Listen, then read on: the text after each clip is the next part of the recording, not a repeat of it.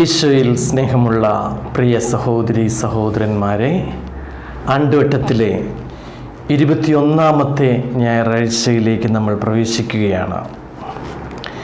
യോഹന്നാൻ്റെ സുവിശേഷത്തിൽ നിന്നുള്ള 6-ാം അധ്യായത്തിലെ ഈശോയുടെ ദിവ്യകാരുണ്യ പ്രബോധനങ്ങളുടെ ആ 5 തുടർച്ചയായ ആഴ്ചകളിലെ അവസാനത്തെ ആഴ്ചയിലേക്ക് നമ്മൾ പ്രവേശിക്കുകയാണ്. പ്രിയപ്പെട്ടവരെ, എവങ്കേലിയം ക്രിസ്തിയിലേക്ക് സ്വാഗതം.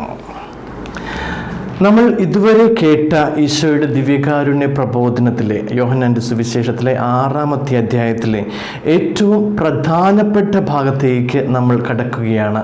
ഈ ആഴ്ചയിൽ ദിവ്യകാരുണ്യത്തെക്കുറിച്ചുള്ള ഈശോയുടെ വാക്കുകൾ മനസ്സിലാക്കുവാൻ സാധിക്കാതിരുന്ന ശിഷ്യന്മാരിൽ പലരും അവിടുത്തെ ഉപേക്ഷിച്ച് പോകുവാനായിട്ട് ഒരുങ്ങുകയാണ്.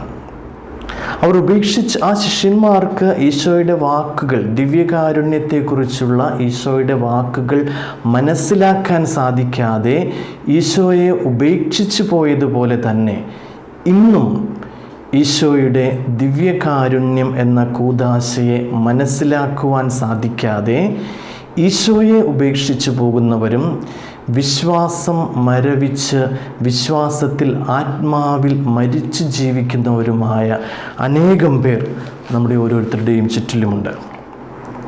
യോഹന്നാൻ്റെ സുവിശേഷം വായിക്കുമ്പോൾ വളരെ കൗതുകകരമായ ഒരു കാര്യം നമുക്ക് ശ്രദ്ധിക്കുവാനായിട്ട് സാധിക്കും. നമ്മുടെ വിശുദ്ധ ഗ്രന്ഥ വ്യാഖ്യാനവുമായി അതിന് യാതൊരുവിധ ബന്ധവുമില്ല എങ്കിലും വളരെ കൗതുകകരമായതുകൊണ്ട് ഞാൻ നിങ്ങളോടത് പങ്കുവയ്ക്കുകയാണ്. ദിവ്യകാരുണ്യത്തെക്കുറിച്ച് മനസ്സിലാക്കുവാൻ സാധിക്കാതെ ഈശോയെ വിട്ടുപോകുന്നവരെക്കുറിച്ച് യോഹന്നാൻ സുവിശേഷകൻ പറയുന്നത് 6-ാം അധ്യായം 66-ാമത്തെ വാക്യമാണ്. നോക്കുക, ആ നമ്പർ 666. അപ്പോൾ ഈശോയെ വിട്ടുപോകുന്നവർ, അത് നമ്മുടെ ഈ വിശുദ്ധ ഗ്രന്ഥ വ്യാഖ്യാനവുമായിട്ട് യാതൊരുവിധ ബന്ധവുമില്ല. അതെനിക്കൊരു കൗതുകകരമായിട്ട് തോന്നിയത് കൊണ്ട് ഞാൻ പറഞ്ഞു എന്നേ ഉള്ളൂ. അപ്പോൾ ശിഷ്യന്മാർക്ക് സംഭവിച്ചത്, ഈശോയെ വിട്ടുപോയ ശിഷ്യന്മാർക്ക് സംഭവിച്ചത് നമുക്കാർക്കും സംഭവിക്കാതിരിക്കണം.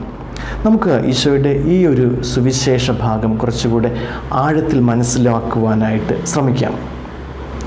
സുവിശേഷം ആരംഭിക്കുന്നത് ഇപ്രകാരമാണ്: യേശുവിൻ്റെ വാക്കുകൾ കേട്ട് അവൻ്റെ ശിഷ്യരിൽ പലരും പറഞ്ഞു, ഈ വചനം കഠിനമാണ്, ഇത് ശ്രവിക്കുവാൻ ആർക്ക് കഴിയും?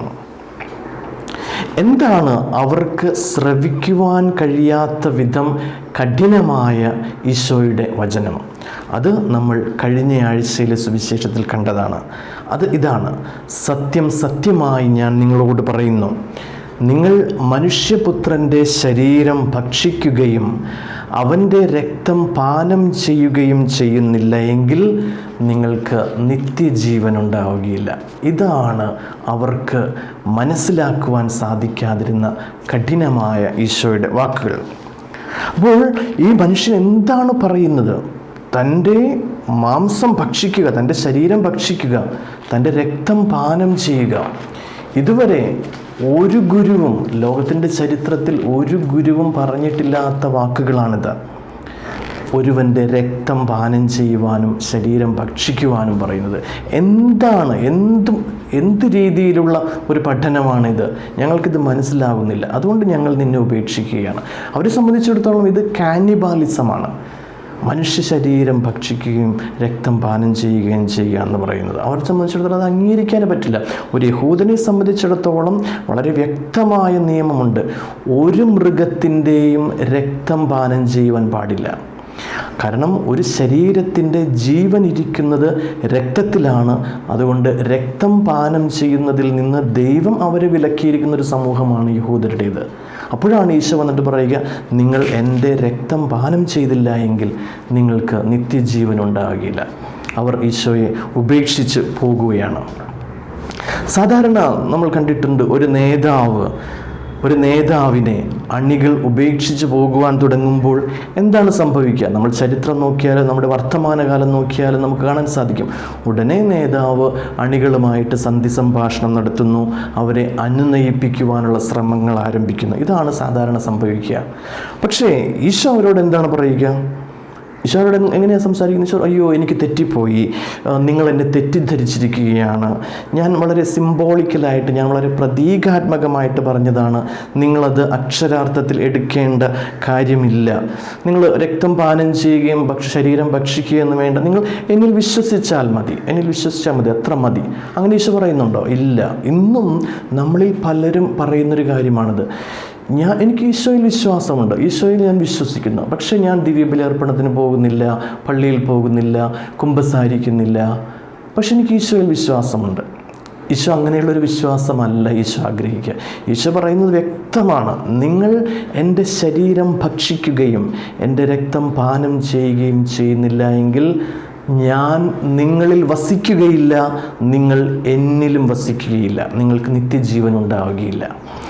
അപ്പോൾ ഈശോയുടെ മനോഭാവം എന്താണ്? അവരോടുള്ള ഈശോയുടെ മനോഭാവം എന്താണ്? പോകുന്നവർക്ക് പോകാം, എന്നാലും ഞാൻ പറഞ്ഞതിൽ നിന്ന് യാതൊരു വള്ളിപുള്ളി പോലും വ്യത്യാസമാക്കുവാൻ ഞാൻ ആഗ്രഹിക്കുന്നില്ല. അതായത് എൻ്റെ ശരീരം ഭക്ഷിക്കാതെയും എൻ്റെ രക്തം പാനം ചെയ്യാതെയും നിങ്ങൾക്ക് നിത്യജീവൻ ഉണ്ടായിരിക്കുകയില്ല. ഈശോ എന്നിട്ട് ഉറപ്പിക്കുകയാണ്, സത്യം സത്യമായി ഞാൻ നിങ്ങളോട് പറയുന്നു എന്ന് പറഞ്ഞുകൊണ്ട്. പ്രിയപ്പെട്ടവരെ, എന്താണ് ഈശോയുടെ ഉറപ്പിച്ച് പറയുവാനായിട്ട് ആഗ്രഹിക്കുന്നത്? ദിവ്യകാരുണ്യം എന്ന കൂദാശ നമ്മുടെ നിത്യജീവന് അത്യന്താപേക്ഷിതമാണ്, അത്യാവശ്യമാണ്, ഒഴിച്ചുകൂടാനാവാത്തതാണ്. ജ്ഞാനസ്നാനത്തെക്കുറിച്ച് ഈശോ എങ്ങനെയാണ് പറയുന്നത്? ഈശോ പറയുന്നു, ആത്മാവിനാലും ജലത്താലും നിങ്ങൾ വീണ്ടും ജനിക്കുന്നില്ല എങ്കിൽ നിങ്ങൾക്ക് നിത്യജീവൻ ഉണ്ടാവുകയില്ല. അത്രമാത്രം ജ്ഞാനസ്നാനം അത്യാവശ്യമാണ്. അതേ ഫോർമുല തന്നെയാണ് ഈശോ ഉപയോഗിക്കുന്നത്. എൻ്റെ ശരീരം ഭക്ഷിക്കുകയും എൻ്റെ രക്തം പാനം ചെയ്യുകയും ചെയ്യുന്നില്ല എങ്കിൽ നിങ്ങൾക്ക് നിത്യജീവൻ ഉണ്ടാവുകയില്ല. ഇതൊക്കെ കഴിഞ്ഞിട്ട് ഈശോ അവരോട് ചോദിക്കുന്നുണ്ട്, ഇത് നിങ്ങൾക്ക് ഇടർച്ച വരുത്തുന്നുവോ? ഇത് നിങ്ങളെ ഒഫൻഡ് ചെയ്തോ?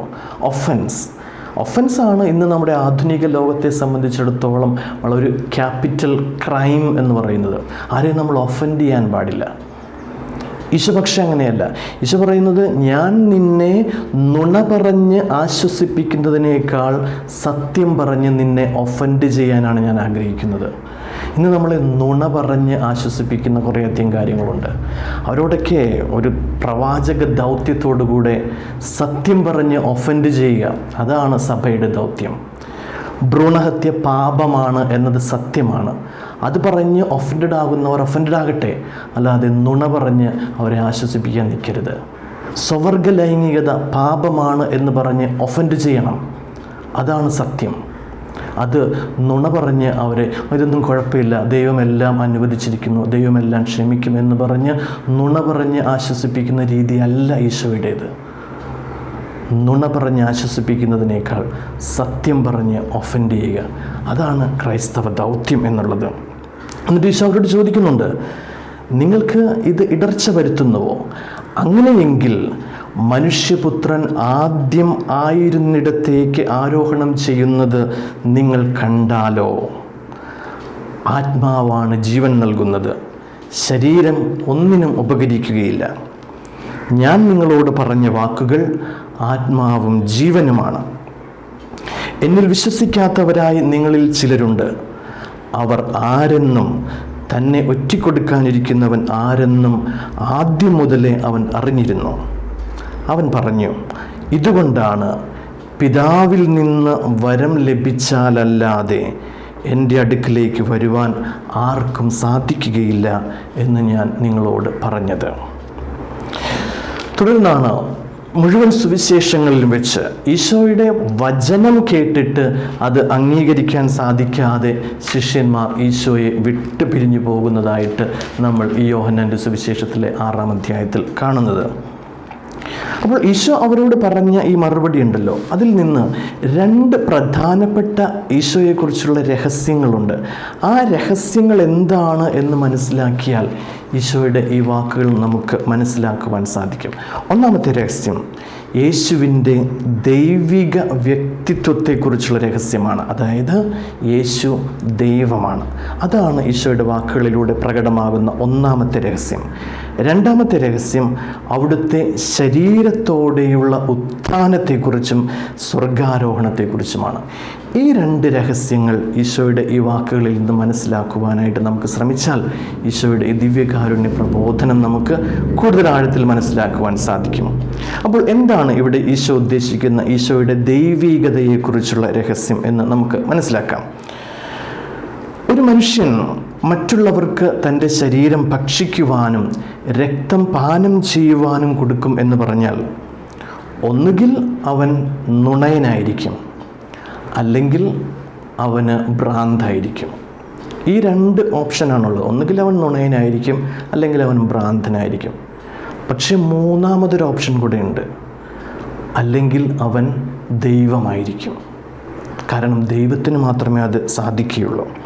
ഇവിടെ ഈശോ ആരാണ് എന്ന് അവിടുന്ന് വ്യക്തമാക്കുകയാണ്. ഈശോ പറയുന്നത് ഞാൻ സ്വർഗത്തിൽ നിന്നിറങ്ങിയവനാണ്. ഈശോ അതിനു മുമ്പ് പറഞ്ഞിട്ടുണ്ട്, ഞാൻ സ്വർഗത്തിൽ നിന്നിറങ്ങിയ മിശിഹായാണ്. എന്നിട്ട് ഈശോ അവരോട് ചോദിക്കുന്നു, നിങ്ങൾക്ക് ഇത് ഇടർച്ച വരുന്നുവെങ്കിൽ മനുഷ്യപുത്രൻ ആദ്യം ആയിരുന്നിടത്തേക്ക് ആരോഹണം ചെയ്യുന്നത് നിങ്ങൾ കണ്ടാലോ, അപ്പോൾ നിങ്ങൾക്ക് ഇതിനേക്കാൾ വലിയ ഇടർച്ച വരില്ലേ? അപ്പോൾ ഈശോ തന്നെ ശ്രവിക്കുന്നവരുടെ മുൻപിൽ തൻ്റെ ദൈവികത വെളിപ്പെടുത്തുന്ന ഒരു അവസരമാണിത്. ഇങ്ങനെയുള്ള മറ്റ് അവസരങ്ങളും സുവിശേഷത്തിൽ നമ്മൾ കാണുന്നുണ്ട്. ഉദാഹരണത്തിന് മർക്കോസിൻ്റെ സുവിശേഷം 2-ാമത്തെ അധ്യായം 5-ാമത്തെ വാക്യം. അവിടെ ഈശോ ഒരു തളർവാദ രോഗിയോട് പറയുന്നു, മകനെ, നിൻ്റെ പാപങ്ങൾ ക്ഷമിക്കപ്പെട്ടിരിക്കുന്നു. ഇത് കേട്ടിരുന്നവർക്ക് ഒഫൻസ് ഉണ്ടായി, ഇടർച്ചയുണ്ടായി. അപ്പോൾ അവർ ചോദിക്കുന്നു, ഇവൻ ദൈവദൂഷണം പറയുകയാണ്, ദൈവത്തിനല്ലാതെ മറ്റാർക്കാണ് പാപം മോചിക്കുവാൻ കഴിയുക? ഉടനെ ഈശോ അവിടെ തൻ്റെ ദൈവികത വെളിപ്പെടുത്തുകയാണ്. ഭൂമിയിൽ പാപങ്ങൾ മോചിക്കുവാൻ മനുഷ്യപുത്രന് അധികാരമുണ്ട് എന്ന് കാണിക്കുന്നതിന് ഞാൻ നിന്നോട് പറയുന്നു എന്ന് പറഞ്ഞുകൊണ്ട് അവിടെ ഈശോയുടെ അധികാരം, സ്വർഗത്തിൽ നിന്ന് ലഭിച്ച അധികാരം, ഞാൻ സ്വർഗത്തിൽ നിന്ന് ഇറങ്ങിയവനാണ്, ഞാൻ ദൈവമാണ് എന്ന് ഈശോ വെളിപ്പെടുത്തുകയാണ്. മറ്റൊരവസരത്തിൽ ഈശോയുടെ ശിഷ്യന്മാർ സാബത്തിൽ അനുവദനീയമല്ലാത്ത കാര്യങ്ങൾ ചെയ്യുമ്പോൾ ഫരിസേയർ അവരെ വിമർശിക്കുന്നുണ്ട്. അപ്പോൾ ഈശോ അവരോട് പറയുക, ദേവാലയത്തേക്കാൾ ശ്രേഷ്ഠമായത് ഇവിടെയുണ്ട്, മനുഷ്യപുത്രൻ സാബത്തിൻ്റെയും കർത്താവാണ്. യഹൂദരെ സംബന്ധിച്ചിടത്തോളം ദേവാലയമാണ് ഈ ഭൂമിയിലുള്ളതിൽ വെച്ച് ഏറ്റവും ശ്രേഷ്ഠം. കാരണം ദൈവം വസിക്കുന്ന ആലയമാണിത്. എന്തെങ്കിലും കാരണം ഇനി ഏതെങ്കിലും വ്യക്തിയോ വസ്തുവോ ഈ ദേവാലയത്തേക്കാൾ മഹത്തായത് ഉണ്ടെങ്കിൽ അത് ദൈവം മാത്രമാണ്. അപ്പോൾ ഈശോ പറയുന്നു, ദേവാലയത്തേക്കാൾ ശ്രേഷ്ഠമായത് അത് ദൈവം മാത്രമാണ്, അതാണ് ഞാൻ. ഈശോയുടെ ദൈവികതയുടെ വെളിപ്പെടുത്തലാണ്, താൻ ദൈവമാണ് എന്ന് തന്നെയാണ് ഈശോ ഇതിലൂടെ പറയുന്നത്. അപ്പോൾ അതായത് ദിവ്യകാരുണ്യത്തെക്കുറിച്ചുള്ള ഈശോയുടെ അവർ പറഞ്ഞ പോലുള്ള കഠിനമായ വാക്കുകൾ മനസ്സിലാക്കേണ്ടത് ഈശോ ദൈവമാണ് എന്ന യാഥാർത്ഥ്യത്തിൻ്റെ പശ്ചാത്തലത്തിലാണ്. ദൈവം എന്ന നിലയിലാണ് അവിടത്തേക്ക് അതിനുള്ള അധികാരവും ശക്തിയും ഉള്ളതുകൊണ്ട് തന്നെയാണ് അവിടുന്ന് പറയുക, എൻ്റെ ശരീരം നിങ്ങൾ ഭക്ഷണമായും എൻ്റെ രക്തം നിങ്ങൾക്ക് പാനീയമായും ഞാൻ നൽകുന്നു, അതുമൂലം നിങ്ങൾക്ക് നിത്യജീവൻ ഉണ്ടാകും. ഈശോ ദൈവമാണ് എന്നുള്ള ആ പശ്ചാത്തലത്തിലാണ് ഇത് നമ്മൾ മനസ്സിലാക്കേണ്ടത്. അതുകൊണ്ട് തന്നെ തൻ്റെ ശിഷ്യന്മാരുടെ അവിശ്വാസത്തിൽ ഈശോ മനുഷ്യപുത്രൻ ആദ്യം ആയിരുന്നിടത്തേക്ക്, അതായത് ലോകത്തിൻ്റെ സൃഷ്ടിക്ക് മുൻപ് തന്നെ ഞാൻ എവിടെയായിരുന്നു, ഞാൻ ദൈവമായിരുന്ന ആ തലത്തിലേക്ക് ഞാൻ ആരോഹണം ചെയ്യുന്നതിനെക്കുറിച്ച് പറഞ്ഞുകൊണ്ടാണ് ഈശോ തൻ്റെ ദൈവികത വെളിപ്പെടുത്തുക.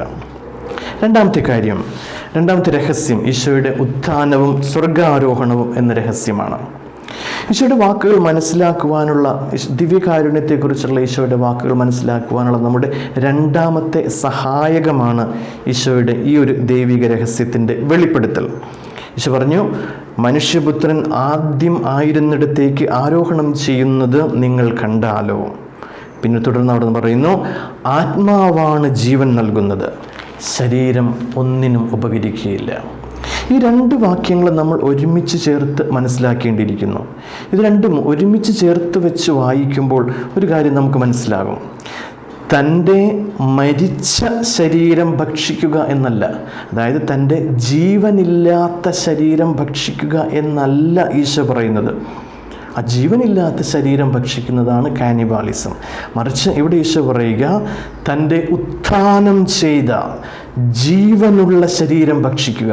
ഈശോ നമുക്ക് ദിവ്യകാരുണ്യത്തിലൂടെ നൽകുന്നത് ഈശോയുടെ ജീവനില്ലാത്ത ശരീരമല്ല, ഈശോയുടെ ഉത്ഥാനം ചെയ്ത മഹത്വപൂർണമായ ജീവനുള്ള ആ ശരീരമാണ് അവിടുന്ന് നമുക്ക് ഭക്ഷണമായി നൽകുക. അത് ആത്മാവിൻ്റെ ശക്തിയാൽ ജീവനിലേക്ക് ഉയർത്തപ്പെട്ട ശരീരം, പിന്നീട് സ്വർഗത്തിലേക്ക് ആരോഹണം ചെയ്ത തൻ്റെ ശരീരം, ആ ശരീരമാണ് ഈശോ ദിവ്യകാരുണ്യത്തിലൂടെ നമുക്ക് നൽകുക. അപ്പോൾ ദിവ്യകാരുണ്യത്തിൽ നമ്മൾ സ്വീകരിക്കുന്ന, ഞാൻ പറഞ്ഞു, ഈശോയുടെ ജീവനില്ലാത്ത ശരീരമല്ല, മറിച്ച് ജീവൻ്റെ ആത്മാവ് നിറഞ്ഞു നിൽക്കുന്ന ഈശോയുടെ ഉത്ഥിതമായ ശരീരം, അതാണ് നാം ദിവ്യകാരുണ്യത്തിൽ സ്വീകരിക്കുക. അപ്പോൾ നോക്കുക, ദിവ്യകാരുണ്യവും ശരീരത്തിൻ്റെ ഉയർപ്പും തമ്മിലുള്ള ബന്ധത്തെക്കുറിച്ച് യാതൊരു സംശയവും നമുക്കുണ്ടാവരുത്. ഒരു യഥാർത്ഥ വിശ്വാസി എന്ന നിലയിൽ ദിവ്യകാരുണ്യവും ശരീരത്തിൻ്റെ ഉയർപ്പും തമ്മിലുള്ള ബന്ധത്തെക്കുറിച്ച് യാതൊരു സംശയവും അവിശ്വാസവും നമുക്കുണ്ടാവരുത്. ദിവ്യകാരുണ്യ പ്രബോധനത്തിൽ ഈശോയുടെ വാക്കുകളിലേക്ക് തന്നെ നമുക്കൊന്ന് തിരിച്ചു പോകാം. ഈശോ അവിടെ പറയുന്നുണ്ട്, സത്യം സത്യമായി ഞാൻ നിങ്ങളോട് പറയുന്നു, നിങ്ങൾ മനുഷ്യപുത്രൻ്റെ ശരീരം ഭക്ഷിക്കുകയും അവൻ്റെ രക്തം പാനം ചെയ്യുകയും ചെയ്യുന്നില്ലെങ്കിൽ നിങ്ങൾക്ക് ജീവൻ ഉണ്ടായിരിക്കുകയില്ല. എൻ്റെ ശരീരം ഭക്ഷിക്കുകയും എൻ്റെ രക്തം പാനം ചെയ്യുകയും ചെയ്യുന്നവന് നിത്യജീവനുണ്ട്.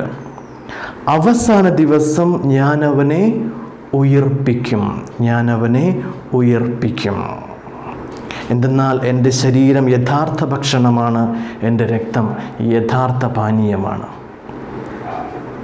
ഒരു കാര്യം വളരെ വ്യക്തമാണ്, ഈശോ ദിവ്യകാരുണ്യത്തെക്കുറിച്ച് ഇവിടെ പ്രതീകാത്മകമായിട്ട്, സിംബോളിക്കലായിട്ടല്ല സംസാരിക്കുന്നത്. ഇതെൻ്റെ ശരീരത്തിൻ്റെ പ്രതീകമാണ് എന്നല്ല സംസാരിക്കുന്നത്.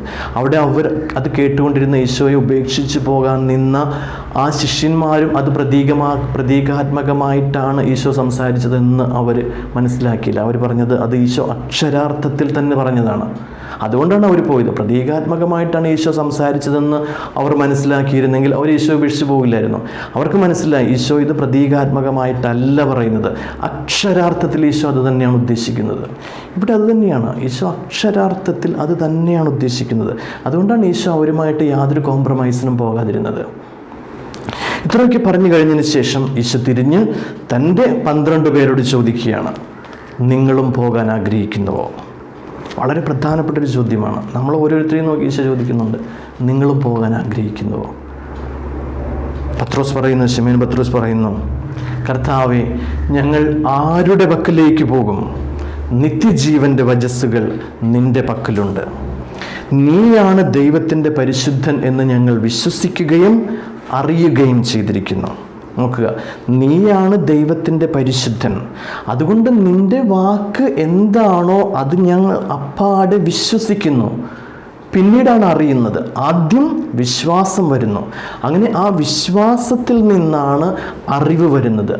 ആദ്യം വിശ്വാസം വരുന്നു, വിശ്വാസത്തിൽ നിന്നാണ് മനസ്സിലാക്കൽ വരുന്നത്. ഞാൻ ആദ്യം മനസ്സിലാക്കിയിട്ട് വിശ്വസിക്കാം എന്നുള്ളതല്ല, ഞാൻ ആദ്യം വിശ്വസിക്കുന്നു. മനസ്സിലാക്കുന്നതിന് വേണ്ടി ഞാൻ ആദ്യം വിശ്വസിക്കുന്നു.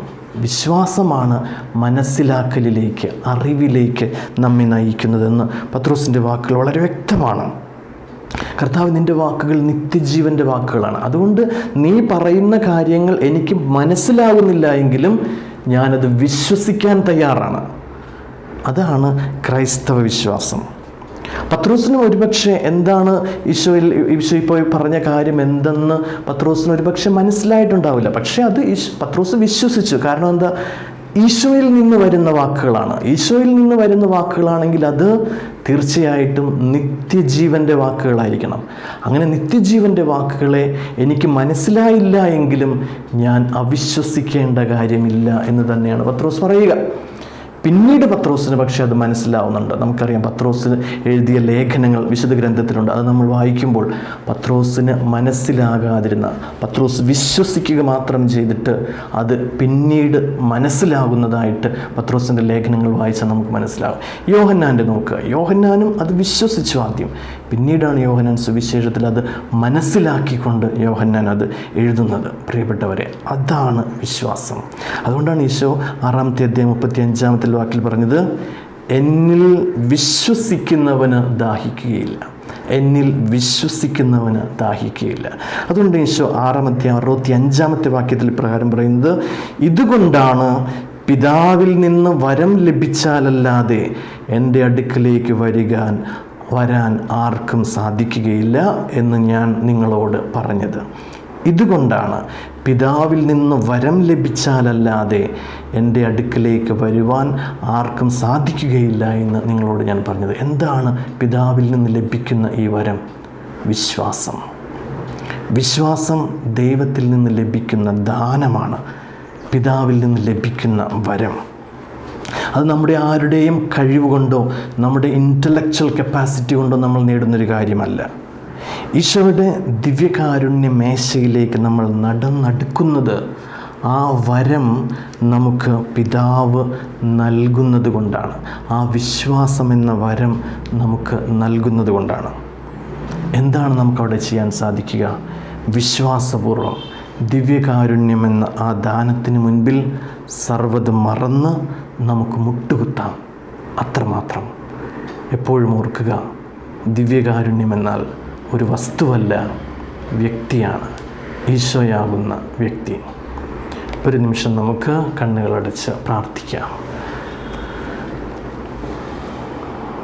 സർവശക്തനായ പിതാവായ ദൈവമേ, അങ്ങയുടെ പുത്രൻ തൻ്റെ ശരീരവും രക്തവും ഞങ്ങൾക്ക് ഭക്ഷണവും പാനീയവുമായി തന്നുകൊണ്ട് ഞങ്ങളെ നിത്യജീവനിലേക്ക് ക്ഷണിക്കുന്നുവല്ലോ. ഈശോയോടൊപ്പമായിരുന്നു കൊണ്ട് അവിടുത്തെ ശരീരവും രക്തവും സ്വീകരിക്കുവാനുള്ള യോഗ്യത വിശ്വാസമെന്ന അങ്ങയുടെ അതിമഹത്തായ ആ വരം നൽകി ഞങ്ങളെ നിറയ്ക്കണമേ. ആ വിശ്വാസത്താൽ പ്രേരിതരായി ഈശോയുടെ ദിവ്യകാരുണ്യമേശയെ ആദരപൂർവ്വം സമീപിക്കുവാനും ആ ദിവ്യകാരുണ്യം ഭക്തിപൂർവ്വം സ്വീകരിക്കുവാനും ഞങ്ങളെ യോഗ്യരാക്കണമേ. കർത്താവായ ക്രിസ്തു വഴി ഞങ്ങൾ സമർപ്പിക്കുന്ന പ്രാർത്ഥന കേട്ടരുളയണമേ. ആമേൻ. ഏവർക്കും അനുഗ്രഹപ്രദമായ ഒരു ഞായറാഴ്ച ആശംസിക്കുന്നു. നന്ദി.